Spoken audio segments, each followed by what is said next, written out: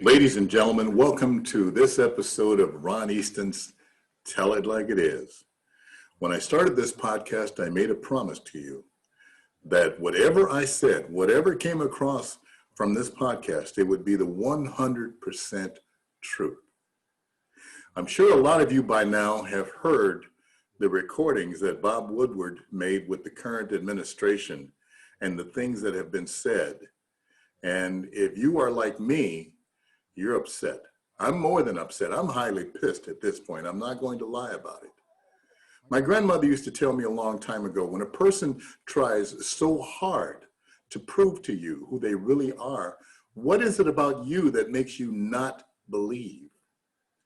In the conversations that Bob Woodward had with 45, he straight up admitted that he knew about the virus and the seriousness of the virus back in the beginning of February.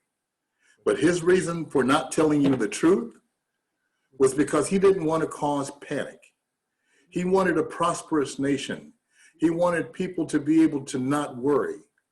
What he doesn't seem to understand is that we as Americans, we're not babies. We don't need to be babysat. That in order for us to plan our lives and to do the things that we need to do to protect ourselves and our family, we need the truth. At a time when he was saying that children are unaffected by the coronavirus, he knew that was a lie. He knew straight up that that was a lie. Now, as a result of that lie, we have 500,000 children that are infected with the coronavirus. Yet and still, you have the governor of Florida, you have the governor of Georgia, and other governors that are trying to send their kids back to school, knowing full well that they're in harm's way. Why? Why didn't 45 tell you the truth? Here's why. Because he seems to think, being the narcissist that he is, that it reflects poorly upon him. That all of those dead people make him look bad. Imagine that. We've got almost 200,000 people dead. Doctors have come forth and said if we had just acted a week earlier, we could have saved thousands of lives. If we had acted 2 weeks earlier, we would be looking at maybe 40,000 dead and not close to 200,000 dead. These people, that blood, those souls are on 45's hands, all because he didn't want to tell us the truth. What he didn't want to do is tell us the truth because he knew that it would hurt his re-election chances. He knew this. That's the reason why he's keeping the truth from the American people. As it stands right now, 884,000 new claims for unemployment were filed just last week. That's over 14 million people that are on unemployment. Yet still, 45 will stand there and tell you that the economy is coming back, 1.4 million jobs are coming back. These are the people that have been allowed to come back to work that were furloughed and laid off in the first place. So this is nothing that is a result of his actions. But as a result of his inactions, almost 200,000 people are dead. The problem that I have with that is, like Sturgis, we'll take that for example. Most of those folks that went to Sturgis are 45's base. If he had stood up and just said, don't go, don't do it, it puts you in harm's way, we wouldn't have almost 250,000 cases that have been related directly to folks going to Sturgis. 60-year-old man here in Minnesota who went to Sturgis is now dead. Herman Cain, who went to the Tulsa rally, is now dead. At a time when 45 knew that it was dangerous for folks to be together, he has had 6 or 7 rallies, the recent being in Jupiter, Florida, where people are shoulder to shoulder, just like in North Carolina. They're showing their love for the president with no regard to their health because they have been misinformed. They have no idea of the truth. They have no idea of what's going on. Ladies and gentlemen, it's time that you realize that you've been lied to. You've been put into a position where you've not been able to make informative decisions about you and your family because you have been lied to. Remember this come November 3rd and understand that this election, you need to vote as though your lives are depending on it, because they are. Imagine if something else comes along, because this fall, the flu is coming. So we not only have the H1N1 flu, we have the coronavirus that we're going to have to deal with. And this is not a pretty picture.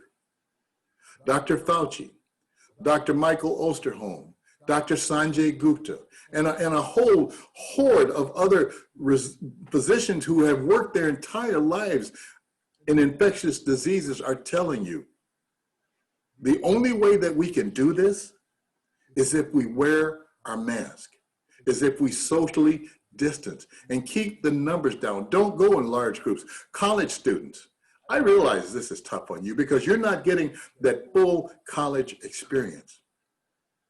But how guilty would you feel if you go to a party and just whoop it up with the rest of your pals and you come home and you kiss mom and dad goodnight and they're dead within a week, 2 weeks?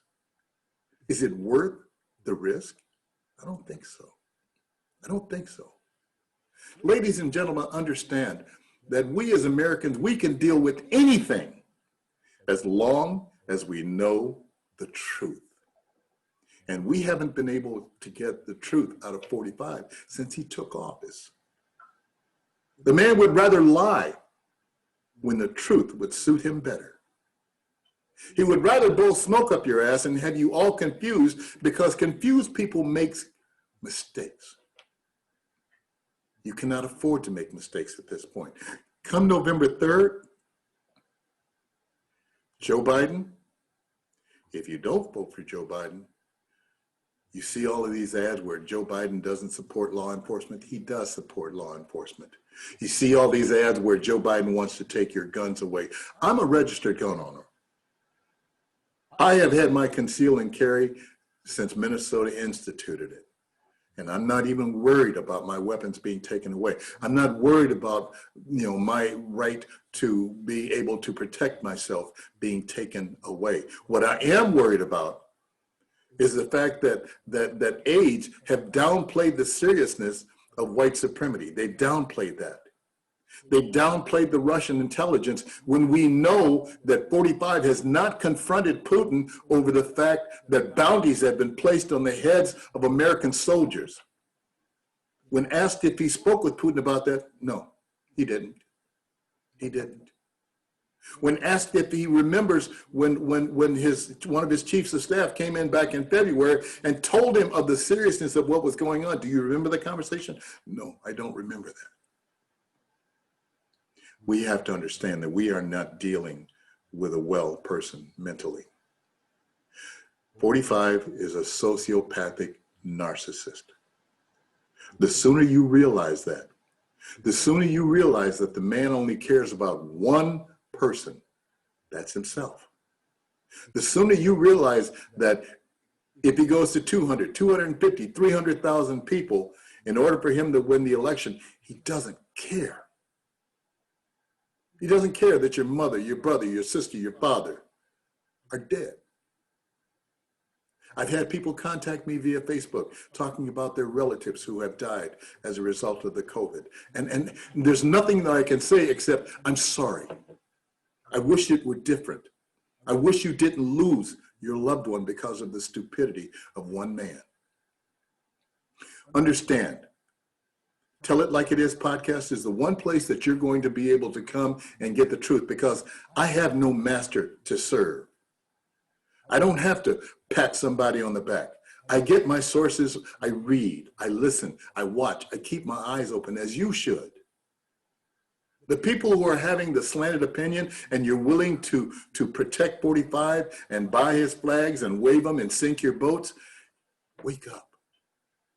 Wake up, because bottom line is, he doesn't give a damn about you. He cares about you buying his flags, his t-shirts, his hats, and everything else that's made in China. But yet and still, he stands and proselytizes America first. He doesn't give a damn about black folks. As a matter of fact, when asked by Bob Woodward If he believed that he was a privileged, a white privileged man, oh no, I don't believe that. And what does he say to him? Oh my, you've really, you drank the Kool-Aid. That lets you know what he thinks about race relations in America. He doesn't care.